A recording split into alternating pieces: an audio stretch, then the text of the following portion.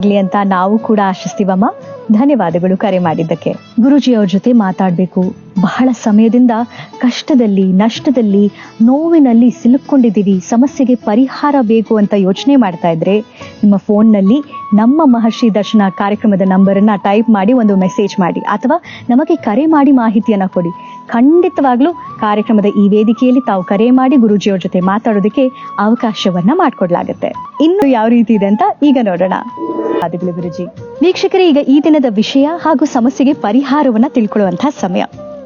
ಪ್ರತಿಯೊಬ್ಬರಿಗೂ ಒಂದು ಮನೆ ಕಟ್ಟಬೇಕು ಅನ್ನೋ ಆಸೆ ಇದ್ದೇ ಇರುತ್ತೆ. ಸ್ವಂತ ಮನೆ ಇರಬೇಕು, ಅದರಲ್ಲಿ ನಾವು ನೆಮ್ಮದಿಯಾಗಿ ಬದುಕಬೇಕು ಅನ್ನೋ ಕನಸಿರುತ್ತಲ್ವಾ.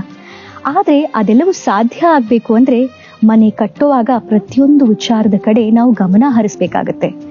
ವಾಸ್ತುಶಾಸ್ತ್ರ ಬಹಳ ಸತ್ಯವನ್ನ ನುಡಿಯುತ್ತೆ ಅಂತ ಈ ವಿಚಾರದಲ್ಲಿ ಹೇಳ್ಬೋದು. ಅಂಥದ್ದೇ ಒಂದು ವಿಷಯವನ್ನ ಗುರೂಜಿಯವರು ಇವತ್ತು ತಿಳಿಸ್ತಾ ಇದ್ದಾರೆ. ಅಂದ್ರೆ ಮನೆಯ ಆಯದ ಅಳತೆ ಏನಾಗಿರ್ಬೇಕು, ಎಷ್ಟಾಗಿರ್ಬೇಕು, ಒಂದು ವೇಳೆ ಅದು ಸರಿ ಇಲ್ಲದೆ ಹೋದ್ರೆ ಯಾವ ರೀತಿ ಪರಿಣಾಮ ಬೀರುತ್ತೆ, ನಮ್ಮ ಬದುಕಲ್ಲಿ ಏನೆಲ್ಲ ಶುಭ ಫಲ ಅಶುಭ ಫಲ ಆಗುತ್ತೆ ತಿಳ್ಕೊಳ್ಳುವಂತಹ ಕುತೂಹಲ ಇದೆಯಾ? ಹಾಗಾದ್ರೆ ಬನ್ನಿ ಕೇಳೋಣ.